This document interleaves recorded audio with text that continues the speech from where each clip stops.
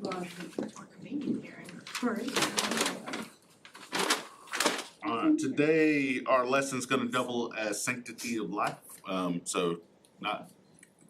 Sanctity of life is not just in the womb, it is all people. And we're gonna get into that a little bit, but before we get there, if you are a parent, what was your child's first word?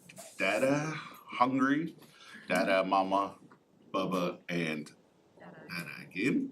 Dada, hey. Hey, who was that? I came home from work one day. My son was like, I think he was close to a year. I walked through the door, he just said, "Hey." That was awesome. Did you just say hey? Did you always talk to your kids like they were kids? Your kids are answering sentences. Horse, truck, dada. It's like They were work too, so they just made my whole. Hey! Because That's many awesome. probably want to be heard. That's awesome. I never trucked. We had some friends whose little boys, not his first word, but close to it was truck, but he couldn't say truck. Truck. The TR was replaced with another letter and he loved to yell it in the restaurant. Oh, yeah. Where's my truck? Yeah, a lot. It was fun. So none of you wrote it, but usually what's the word that comes real No. quick? No. No. Yes. And so when we're gonna be talking about our lesson today, no comes up a lot with the marginalized, with those that kind of like the least of these. And it's not so much a verbal no as no, I don't wanna help them, no, this kind of stuff, but in our actions, sometimes we don't. But we also have some great things that are set up to where they are able to help people, through our government assistance and things like that. And so we're gonna get into that a little bit too. But our other icebreaker question, what keeps people from being generous and what emotions arise when you see generosity? So what keeps people from being generous? What do you think? Pride? Yeah. Fear of I'm not gonna have enough, or I'm gonna run out if I give it to you. So if I give it away, then what am I gonna do? Yeah. I don't feel that way, but I do. Yeah. Especially, you're living paycheck to paycheck, it's hard to give up some of that money. And most people are, but I saw another graphic just yesterday of inflation. And I didn't I realized it, but I didn't realize it, how much car insurance went up. It's like almost doubled, 50%. So like, it's crazy how much more some things cost. And just slowly, and then next thing we notice in our food, the electricity, I think, has almost doubled in the last like 45 years. So just everything costs more, and so then it's harder for us to give out, to give, that kind of stuff. But there's other ways that we can give, because we probably all have been blessed in different ways, and so if there's opportunities to give, that's why I use this picture. I don't know why there's a baby in it, but you can give a baby away. That's a baby. I don't think it's the baby. You can give your baby away. It does look like a baby. She's smiling way too big to be like, please take this box. Take this box. There's a surprise in here. I just take it. But there is one of the cool things that I know Brittany does in her classes, like a little board game during Christmas for all the kids in their class, and some of those kids probably would need a gift like that, or some don't. But it's just a good way of being generous. And I think generosity is a mindset. It's an attitude. It's a behavior that you have to work on, because it's easy to just be like, well, I don't know what's gonna happen next week, or I don't know what's gonna happen next month, or where is this gonna come from me, and things like that. And not that I'm a proponent of this, but you can never outgive God. And so, not that you give so you get a blessing in return or anything like that, but I can give you testimony of ways that God has worked that way in my life, ways that He has worked in other church members' lives that have shared, and just being faithful to Him. And I think part of it is, gonna get into this a little bit more later, but my philosophy when it comes to helping other people, especially if somebody you don't know, maybe it's a person standing on the side of the road, it just doesn't mean that you have to give to every person you see. But if the Spirit leads, you better do it, because then it's on you, at that point. Or if the Lord is, speaking to you, just say, maybe you can't help that person, but just acknowledge them that day, that's on you. That's another way of just being generous with, who you are, putting yourself out there, kind of being a little bit vulnerable just to recognize a person. Because again, our lesson today is on sanctity of life. And that life goes beyond the womb to all people. So the same God that created that homeless person is the same God that created you. And so they all have value, they all have worth just because they're created in the image of God. And I think that's kind of the mindset of our lesson today. All right, we're gonna jump into it, and we're gonna be in Exodus 22 and starting in verses 21 to 24. These are kind of in the area of moral and civil laws, how we treat the outsider, how we treat others, and then ultimately, how do we use what God has given us to bless others as well? We'll get in that in Leviticus at the end. But if someone could start with 21 to 24. You must not exploit a resident alien or oppress him, since you are resident aliens in the land of Egypt. You must not mistreat any widow or fatherless child. If you do mistreat them, they will no doubt cry to me, and I will certainly hear their cry. My anger will burn, and I will kill you with the sword. Then your wives will be widows and your children fatherless. So we can see that Lisa relates to God. She would smite them down with the sword. But so this is not like an immigration type thing. What we're facing in the U.S. is a little different than this. This is not a good proof text for that kind of stuff.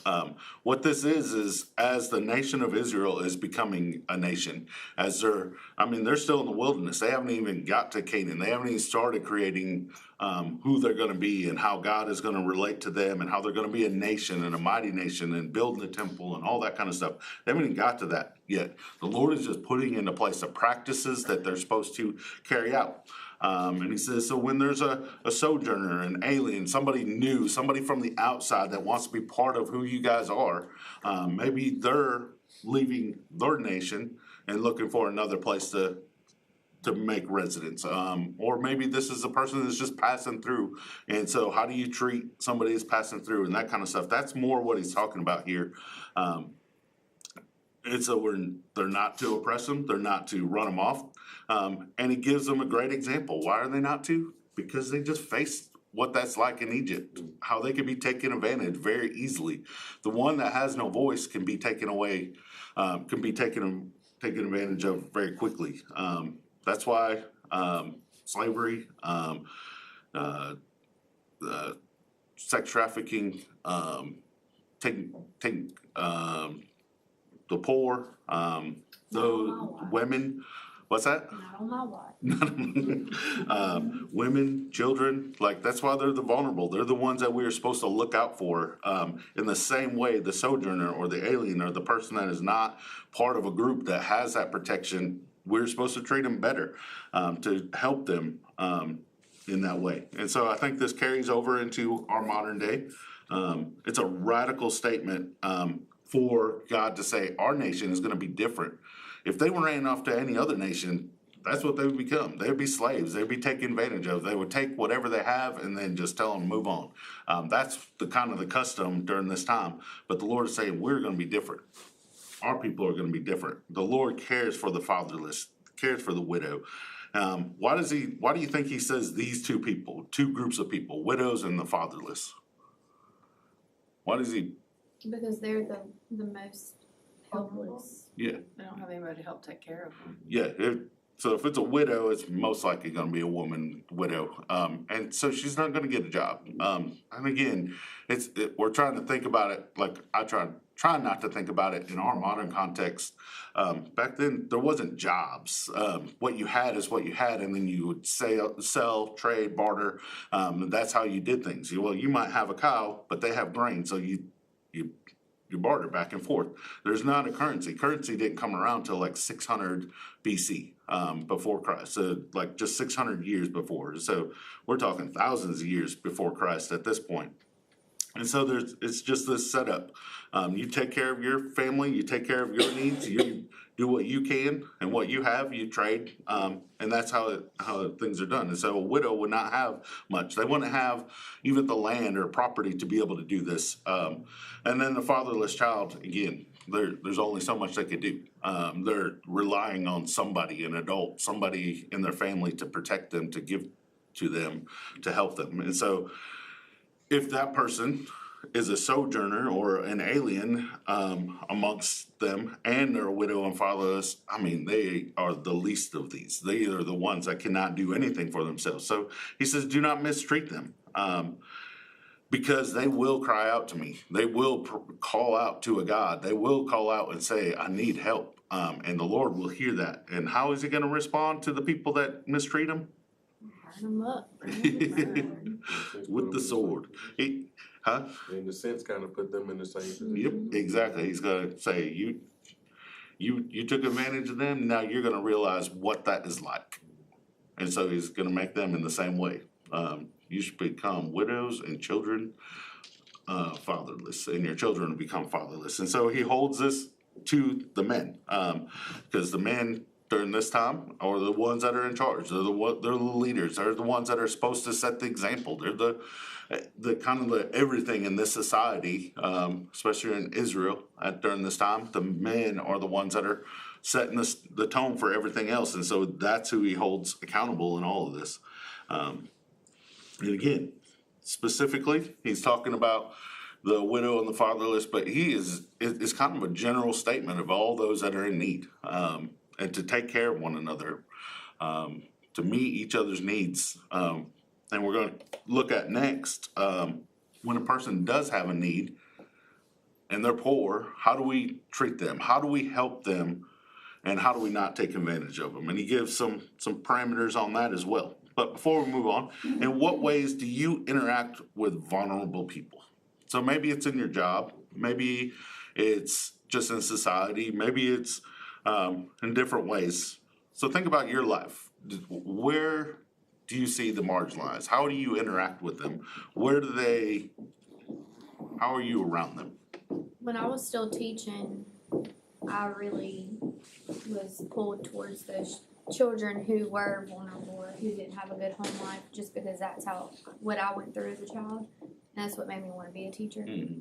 And it went along with my faith, because that was every bit of why I wanted to become a teacher, was to be a light for those kids and to be there for them, for the ones that didn't have anyone at home to be there for them. So Yeah, we have several teachers in here, and I bet you all would yeah, voice the same thing. That's it. Like, That's it's the part of, role a teacher.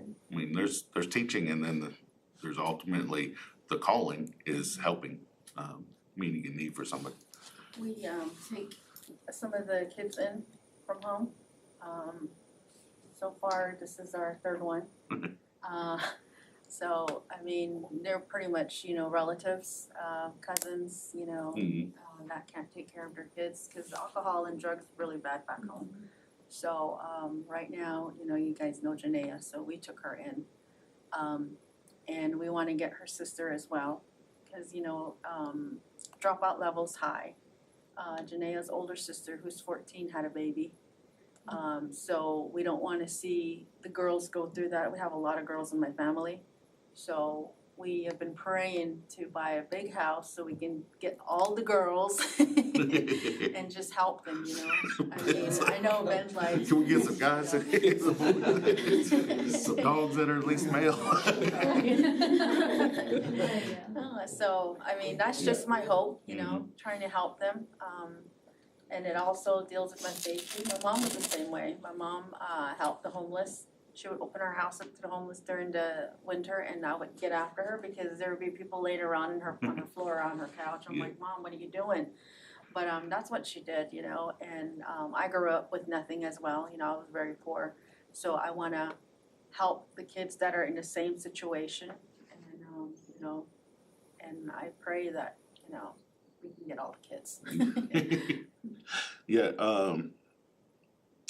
we have never done it, but that's why I think adoption is such a sweet thing. I mean, I hear it's very difficult because adoption is, you'll have a child for maybe a couple weeks and then they'll go back to their home life, or maybe it's a month, or maybe it's a year and then they'll go back, just depending on the court system and the parents and things like that. So it's for those that are truly in it for helping people, and not,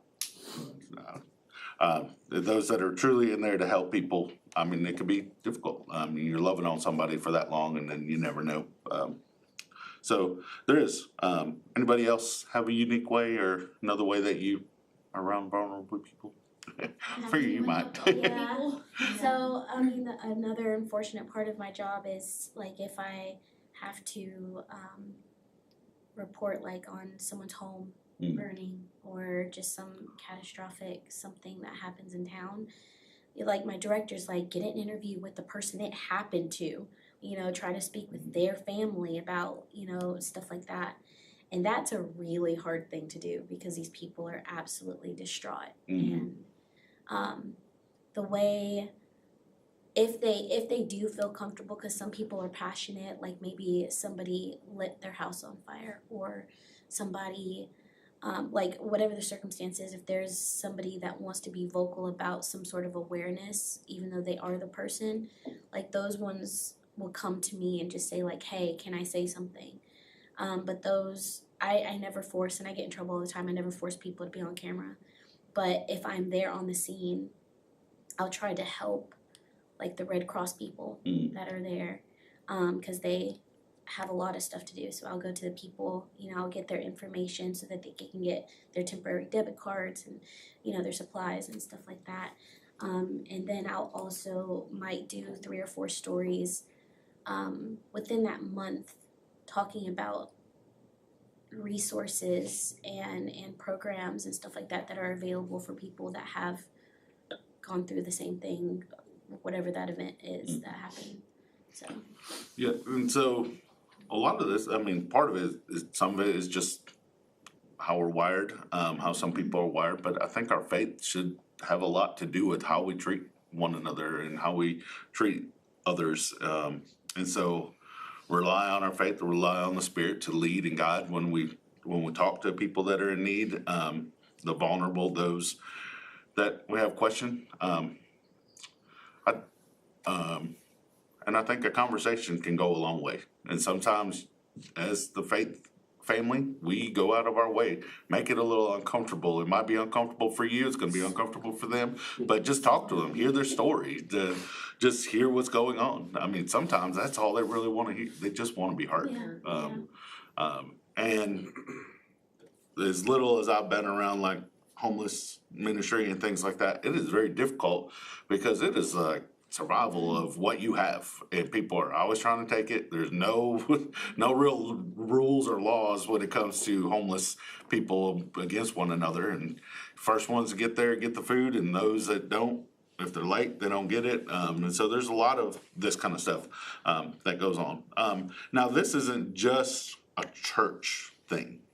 We have a system set up, which is again another great thing about America is some of the support that there is available. And so some of it is just educating them, like you were saying, what is available for those that are in need.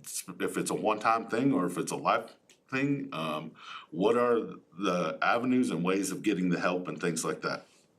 And again, this isn't a socialist type message or anything like that.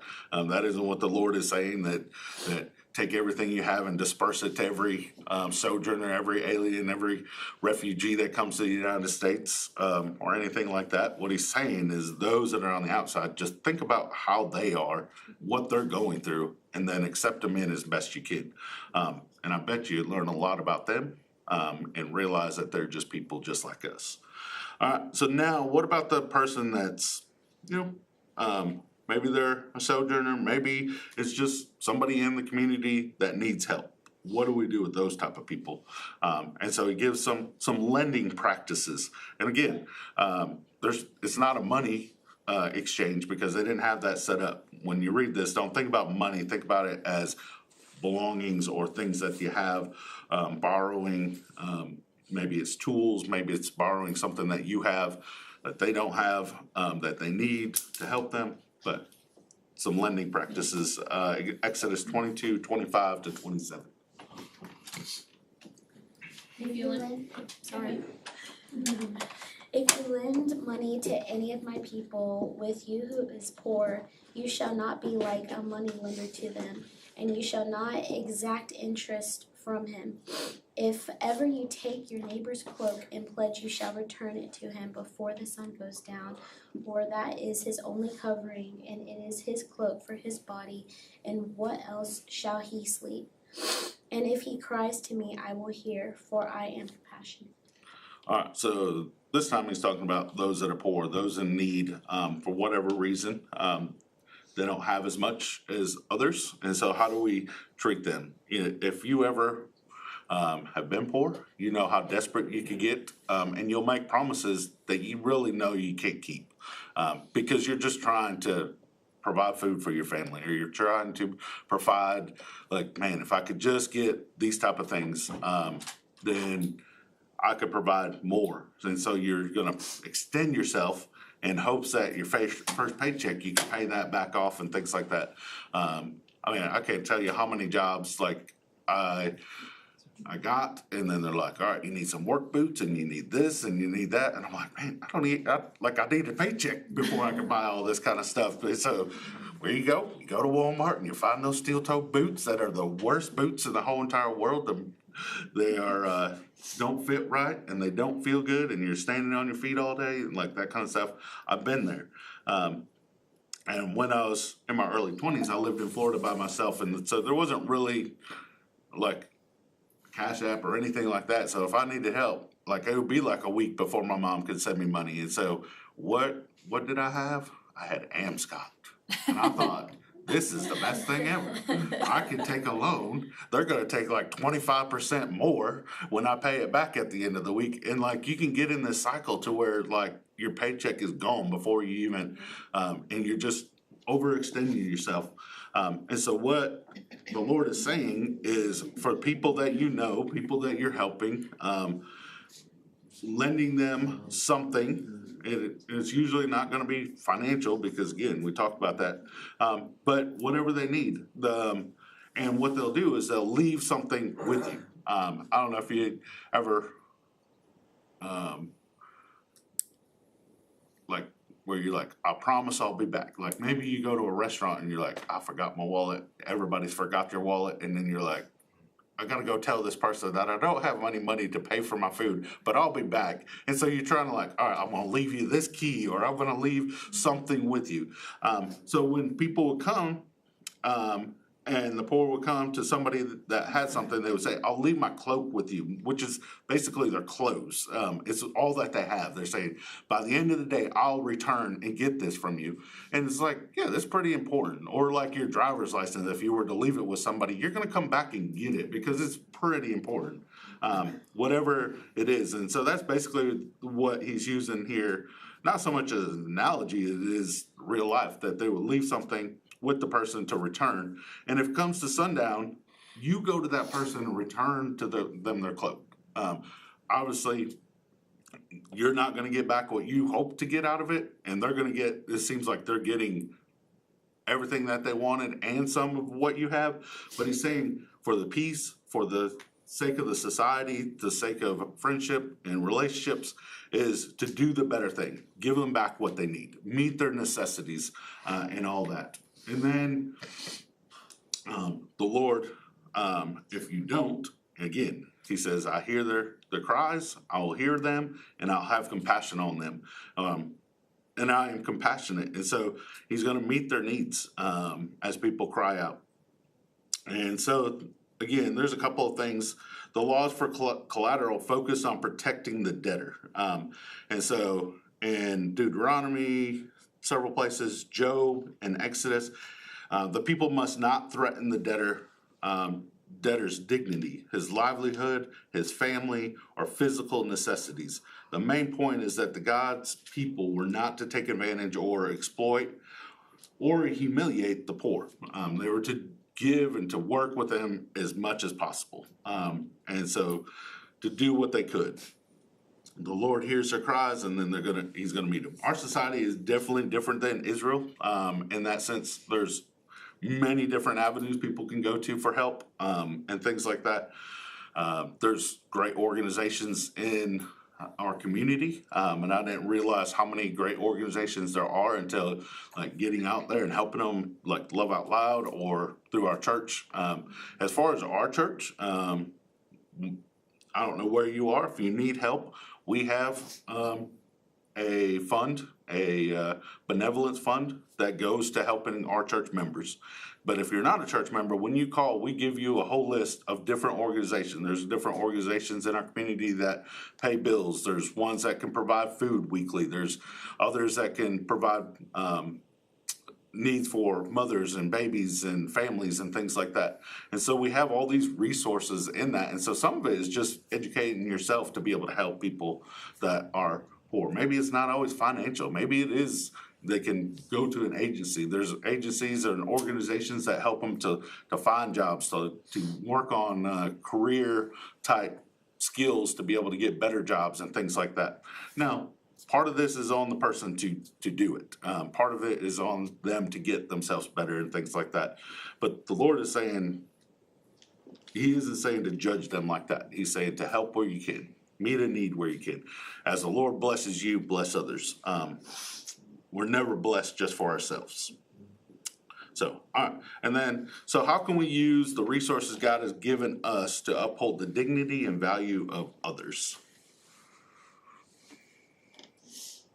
I think for me, I have a lot of people on like Facebook, or they'll call me and I talk to them. And for me, I just keep everything that they tell me to myself. I don't divulge information to, especially Ben. I don't tell him anything when it comes to stuff like that, because I know they're calling me, because they're trusting in me. And, if I really need to tell him, then I'll tell him. Or, we do get, people do ask us for financial help a lot of times, and we do help them. But if it's always the same people, like we try to, guide them, in a different direction, because we really don't know what they're doing with the money. But for the most part, I just keep it to myself. I pray for them over the phone, or I'll talk to them. And I try to help them with money, or I'll order food for them where they can pick it up at a local Walmart, something like that. But I've never, been in a situation like that as an adult, but as a child, I know my mom always needed help. So. Yeah, and there's an expectation of the society when it comes to Christians. And so as you've put yourself out there as Christian, especially social media and different things, they're gonna think, oh, this is a person that's gonna help me. And when we were at CrossCon for a conference with the college, I went to this breakout, this guy in Scotland, but so they have a special term for the projects, but that's where he did his ministry, and spent 4 years in Brazil doing youth gang intervention and stuff like that. And one of the people got up, and it was, I thought it was eye-opening the way he responded. And she was like, how me as a middle-class person have everything I need, how am I supposed to go into environments like that and share the gospel and to meet their needs, where I'm so far, like I'm very rich compared to what you're saying, the people you work with. And he was like, you're nothing. They're gonna take advantage of you just like they took advantage of me. They're gonna take advantage of the next person. That's what it's like dealing with the poor in many ways, or those that are on the streets, or those that are homeless. They're just gonna take advantage of whatever situation. You just know that going in. But he said, that's where the gospel is the most important thing, is what you're doing. Is that your chance to share the gospel? He said, so if you meet somebody and they ask for some clothes and things like that, that's your chance to share the gospel. That is the Lord opening that door. So take advantage of that. You say, I'm giving you this, but it's coming in the name of the Lord. And I think that's one of the greatest things about our clothing trailer. When it goes out, it went out just this last week, had several salvations and things like that. But every time, like, it seems like it's it's kind of like a gotcha, well, that's what it says, but the trailer called gotcha, but it's like, all right, yeah, you could come on in, you gotta come in this way, and you gotta go out this way. There's only one way in and one way out because people are gonna talk to them and share the gospel along the way. And that was amazing how many people, they come in with all these different needs, all these different backgrounds, and they're just, some are there, so they're gonna take as much as they can and just whatever they do with it. They're like, it's on them. But there's others that have come and they're just like, man, can I get one nice outfit? Or maybe they have a job interview and so they just want one nice set of clothes to be able to wear to that job interview. And I always get to hear these great stories of how they just bless somebody that day. And sometimes they accept Christ, other times they just hear the gospel. But they take advantage of the situation as Christians to not just meet a need, but meet the spiritual need as well. In that. And then finally, Leviticus, what about crops, food and other things? This is what he says that we should do. So if someone could read that for us, Leviticus 19, 9 to 10. When you reap the harvest of your land, you shall not reap your field right up to its edge. Neither shall you gather the gleanings after you harvest. And you shall not strip your vineyard bare, neither shall you gather the fallen grapes of your vineyard. You shall leave them for the poor and for the sojourner. I am the Lord your God. Basically, if you have property and you're growing some type of grain or something that could be used for fruit, vegetables, whatever you're growing, when you reap your harvest, when it's time to take it all in, you're to leave part of your field. You shall not reap your field right up to the edge, neither shall you gather the gleanings. So some other places in scripture, it talks about leaving a tenth of what you have. So if you have 10 strips, how many strips are you supposed to leave? Good job. Yes. And that is for those that need it, those that need help, those that are passing through. People, when you even read the story of Jesus on the Sabbath, he's making a point, but at the same time, he is gleaning or he's taking from what is left over in the field. He is taking advantage of this opportunity. There's also this thing where they're supposed to, for every 7 years, they're supposed to wait and not do anything in the ground because it needs to replenish. So if you use up everything that you have, and that's one of the things that somebody that's not agricultural understanding of all this, like if you use up all the nutrients in the ground, your crops are gonna get worse and worse every year. But if you could allow it a year of rest and allow it to replenish, you're gonna be better off in the long run. But I do say, well, I'll get to this. The gleaning is anything that's left over, anything that falls on the ground as you're harvesting and taking it all in, anything that's left is there. And then not to strip your vineyards bare, neither shall you gather the fallen grapes just allow other people to have this. I think our capitalist mindset in the United States makes this really hard for us to think, man, I gotta take advantage of everything that I have so I can get as much out of it as I can. And that's kind of our mindset in the US. And so I think that's what the Lord is not so much pushing back against us, but pushing back against all of that. That's just kind of in our nature, is to get as much out of everything that we have. And so he's saying, leave some for others. So this idea of gleaning, who could tell me the story of Ruth? Because it's about the only other time that I think you can see a practical example. So who is Ruth? Where's she from?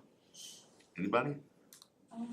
You get the best slice of brisket today if you could tell me. She went with her mother-in-law after her husband died. Yeah. Or, yeah. But she wasn't, She wasn't from that place. yeah, she wasn't from Israel. So she was like the low of the low, but then the highest. Getting ahead. Anybody know what it was? Think everybody gets a piece of their brisket? I guess I'm getting the best piece because she's a Moabite. She's a Moabite, and so she will be a foreigner. So there was a great famine, and so the family Orpah was it what? Yeah, and her family, they all went to Moab, and when they're there, her kids intermingled and intermarried. They all died, all the guys died, and Ruth and mother-in-law and the two sisters start going back to Israel, or is it Bethlehem? See, you don't know. They went somewhere. And she found a man found, they So- fell in love. So they're coming back and she's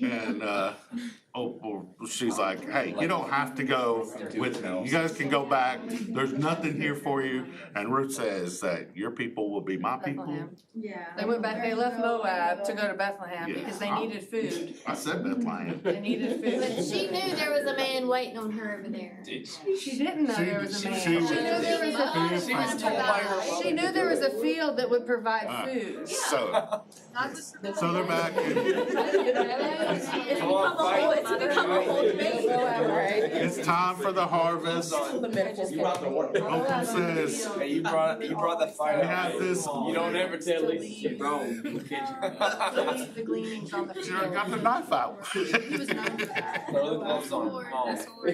I don't think, Oh, just kidding. I don't think that's something else. we're So she recording put on her that. prettiest stuff. Yeah. So, she says, hey, there's a relative of mine, Boaz, has this land.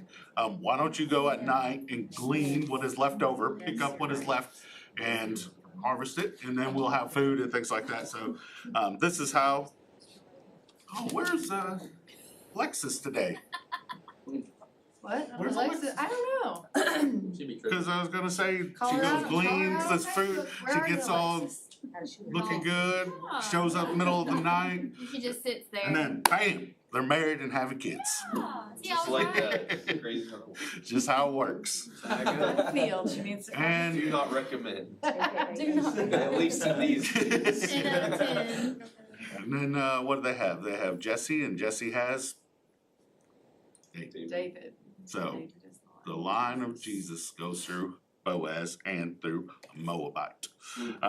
But it's because Boaz understood this principle and he left it there for people to take and to use and to provide.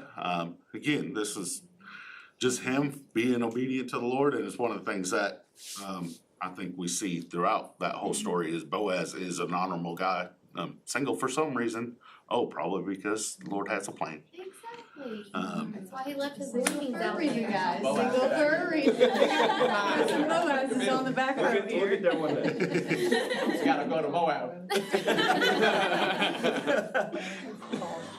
We'll find you one in New Orleans. There's plenty around. Alright, and then, the final question, what keeps us from sharing our surplus with those in need? I immediately thought about when I was helping at Love's. They have a window now, it's like a pickup window. And the food, she gives them so much food, like per person, so much food.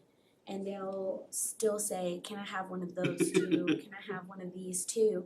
And they'll also fib and say like, hey, I have someone at home, can I bring like another plate?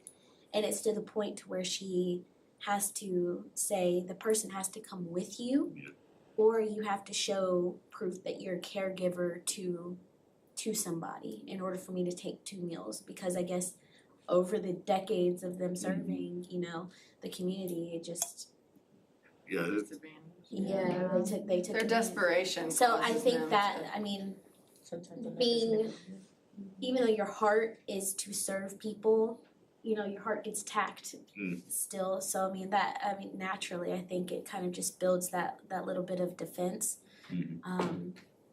In their case, they just kind of have boundaries with it. They haven't stopped serving people, but I think that's a big thing that keeps people from serving is the part of being taken advantage of and not just praying for that person anyways, yeah, and then you're the one that has to like be a judge on whether this is true or not. And, sometimes it is, and there really is somebody at home that can't be there.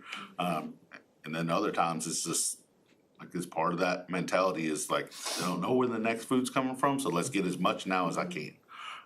Or, they might go through a back in this time, they would go through and see all that, and they're like, let's take as much as we can, because we're the most needy, and so let's take as much. But I think part of it comes down to our relationship with the Lord. Our surplus is only because He's given it to us. So our blessings are only because He's given it to us. And so being grateful with that and doing what we can to help others when we can. Some can do this on a greater level.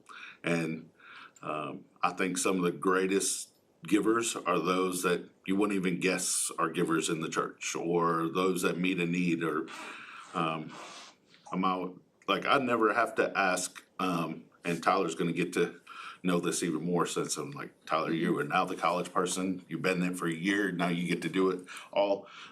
There's people that are gonna call him up and say, I see that you're going to this conference, our class is gonna support 3 or 4 people, or we wanna provide a meal for all the college kids that are going, or we wanna do, like, it's just like that kind of stuff. They understand college kids are kind of poor, most of them are, like, if they're in school on a campus, like, that's all they get to do. They're like mainly just there going to class and things like that, and so they don't have a lot of extra, and so they'll provide that way.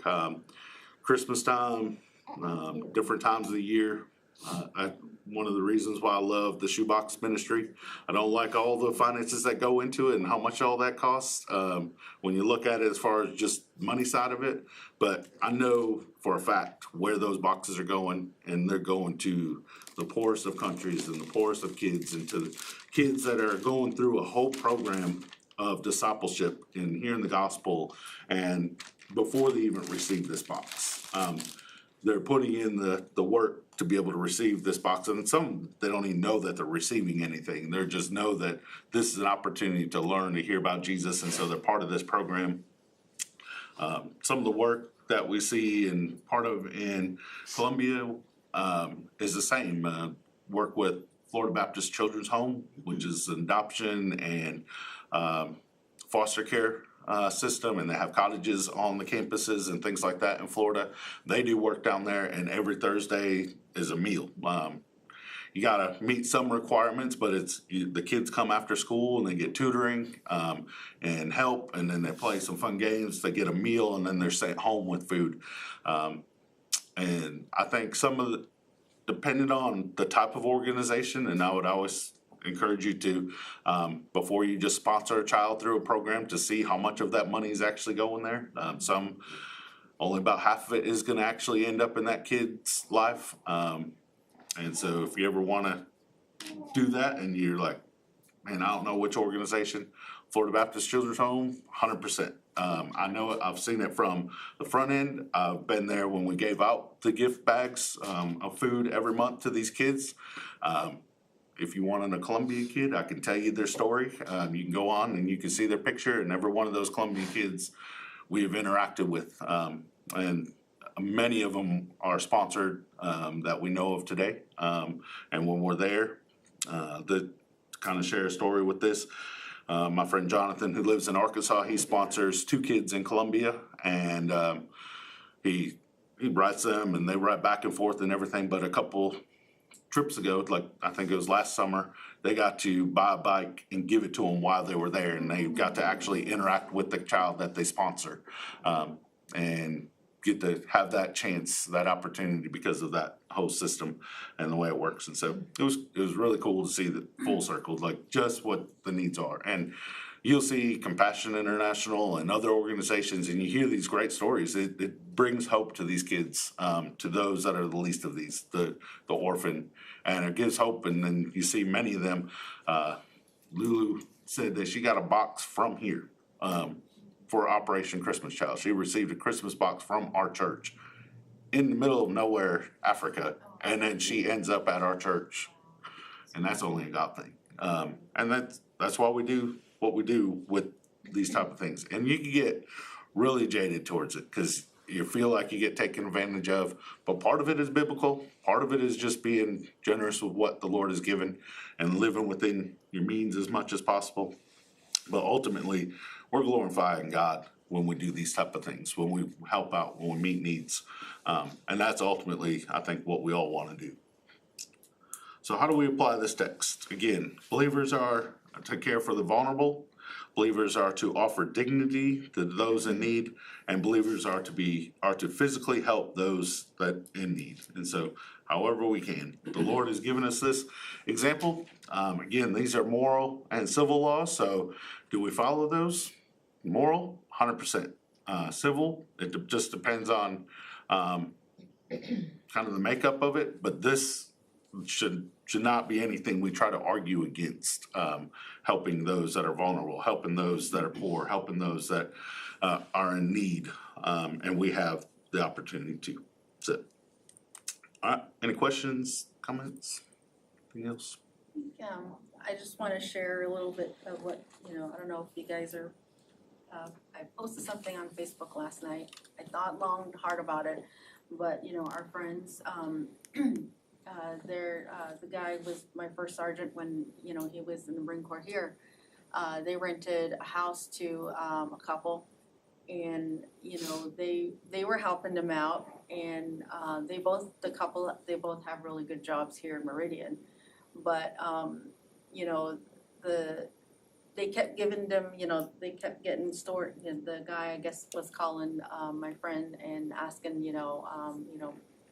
my mom passed away or whatever, so they didn't have to pay rent. So now, they did everything they could to help this couple, and come to find out, they completely trashed their house, and they never paid their rent. Now, our friend, he drove from Texas last night to come here, so after church, we're gonna go help them. So they used to be church members here before they left, but the thing is that, when you try to help people, especially those that are vulnerable, and you do everything that you can, from the goodness of your heart, and they do something like that, it's really hard to help people, And for that, I'm really upset about the whole situation, because, sometimes we tend to look at people and you think that, they're good people, or, try to believe what they say, so that's the hardest part. And I think the best way to do it is just through prayer, asking God for discernment. But for this, the couple, our friends, they are stuck paying 2 mortgages for that reason. And just keep them in prayer, because they're going through a hard time with all of that. Yeah, it's really easy just to kind of turn and put a blanket. I'm not helping anybody, because you've been burned so much. And again, as Christians, I mean, in some ways they see it as a easy opportunity. And so, but just remember the good cases. Remember the time where you were able to help and somebody was grateful for it, and things like that. Yeah, all right, let me pray, and then a couple of housekeeping things after. Our Father, we do thank you for this day, and a reminder of that all people are created in your image, and that you created them, and that alone brings them worth and value and honor. And Father, I know not all people represent you well, or not all people acknowledge you as their creator. But Father, we as a group, as believers, we understand that this is to be true. And Father, that as much as possible, I pray for opportunities to help and to serve and to meet a need, and ultimately, Father, just to come alongside somebody, to be the gospel, bring hope to somebody, to just speak into their life and to create those relationships. And Father, I thank you for the places that you have each person in this room. We all have different opportunities to be a witness for you, whether it's in our homes, in our work, in places that we go. We come across people that are marginalized, those that are in need, and those that need help. And Father, I just pray that you give us discernment on when to help and how to help. But ultimately, Father, that we point people to you in all that we do. And it's in Jesus' name I pray. Amen. All right.